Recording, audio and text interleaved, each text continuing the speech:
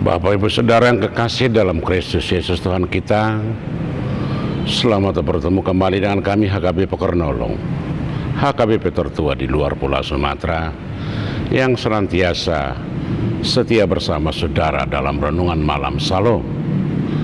Dan untuk memulai renungan ini kita berdoa. Allah Bapa di sorga yang kami kenal di dalam Yesus Kristus Tuhan kami, terima kasih untuk segala sesuatu yang kami terima hingga saat ini. Engkau masih memberkati kami dapat menikmati hari-hari kami, dan hingga malam ini kami masih boleh bersama-sama dengan Engkau. Terima kasih Bapa. Biarlah firman-Mu menjadi kekuatan bagi kami. Di dalam Yesus kami berdoa. Amin. Saudara-saudara yang kekasih dalam Kristus Yesus Tuhan kita, firman Tuhan yang menjadi renungan untuk kita hari ini, hari Senin 11 Agustus 2025, sebagaimana ditetapkan HKBP. Kita ambil dari kitab Ibrani pasal yang ketiga ayat yang pertama hingga ayat yang keenam. Ibrani 3 ayat 1 sampai 6, dan yang menjadi pembimbing ayat yang pertama demikian firman Tuhan.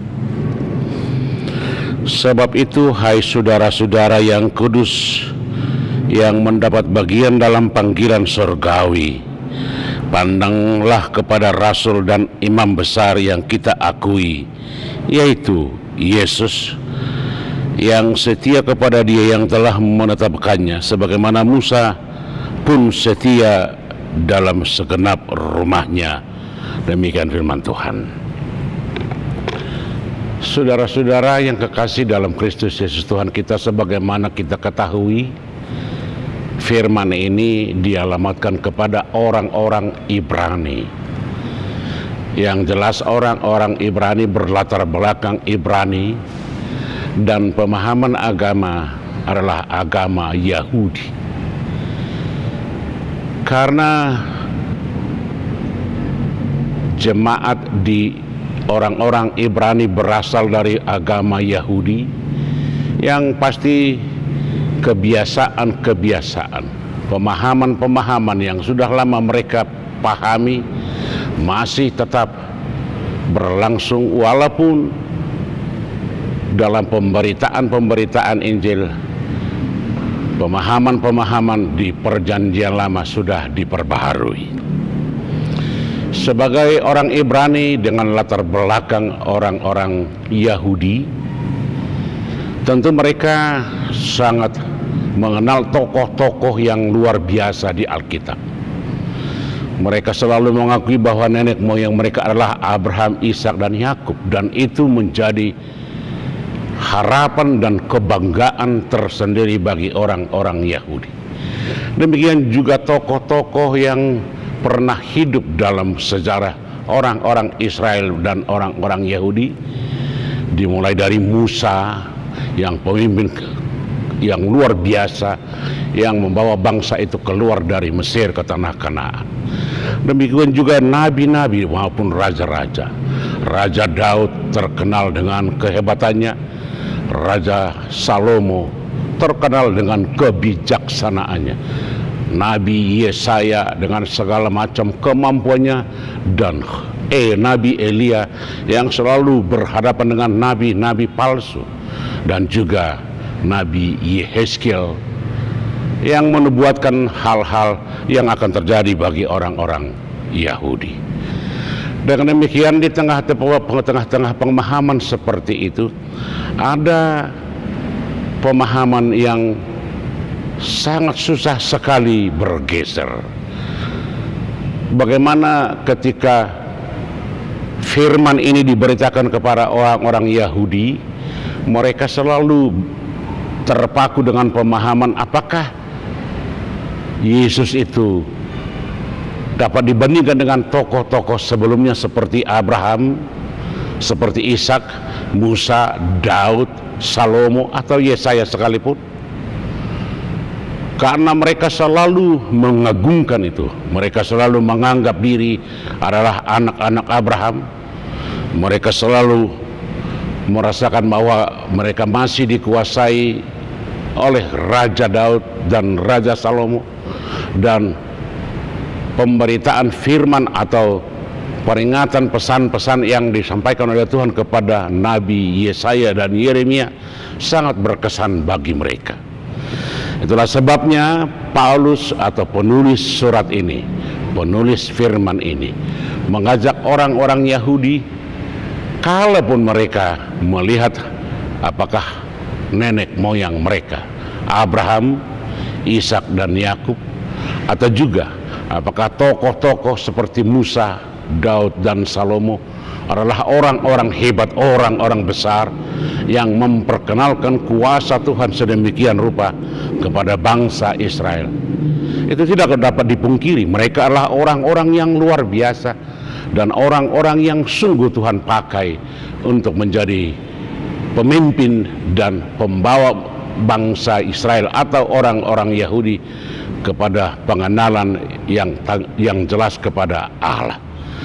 Tetapi di dalam surat Ibrani khususnya pasal ini, kalau dibandingkan antara orang-orang yang mereka agungkan, tokoh-tokoh yang mereka sangat hormati, sangat akui, dibandingkan dengan Yesus, itu tidak apa-apa, sebab di dalam Yesus seluruh rencana Tuhan, seluruh rancangan yang telah Tuhan rencanakan, baik melalui Abraham, baik melalui Musa, baik melalui raja-raja dan nabi-nabi sekalipun, itu disempurnakan dan ditutup, diakhiri dengan hadirnya, datangnya Yesus ke tengah-tengah di dunia untuk menggenapi segala nubuatan-nubuatan, segala sesuatu yang telah direncanakan oleh Tuhan.